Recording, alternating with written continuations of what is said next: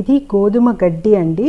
గోధుమలు ఒక పిడికెడు తీసుకున్నాను. అవి రాత్రంతా నానబెట్టండి. నానబెట్టిన తర్వాత వాటర్ నుంచి తీసేసి మంచిగా కడిగేసి ఒక బట్టలో దాన్ని స్టోర్ చేసి పెట్టేయండి. ఒక 2 days అలా పెట్టేయండి.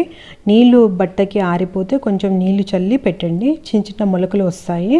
చిన్న చిన్న మొలకలు వచ్చినప్పుడు ఏదైనా ఒక ట్రే లాంటిది తీసుకోండి.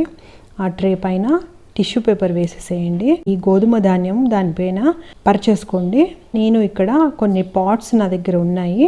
అవి డ్రైన్ ఫెసిలిటీ చాలా బాగున్నాయి. దాంట్లోనే నేను పాట్లో ఒక టిష్యూ పేపర్ వేసాను. మంచి విడివిడిగా పరిచేసుకోండి. తర్వాత దానిపైన ఏదైనా కవర్ చేసేసేయండి. చిన్న చిన్న మొక్కలు వస్తాయి. సో ఇలాగ పెరిగిపోతుంది అనమాట. దీనికి మట్టి అవసరం లేదు. మట్టి లేకుండానే మనం పెంచుకోవచ్చు. సో ఈ గడ్డి ఒక సూపర్ ఫుడ్ అనమాట. ఈ గడ్డి 5 days to 7 days లోపు దాన్ని కట్ చేసి మిక్సీలో వేసి జ్యూస్ చేసేసుకొని తర్వాత ఫిల్టర్ చేసుకొని డైలీ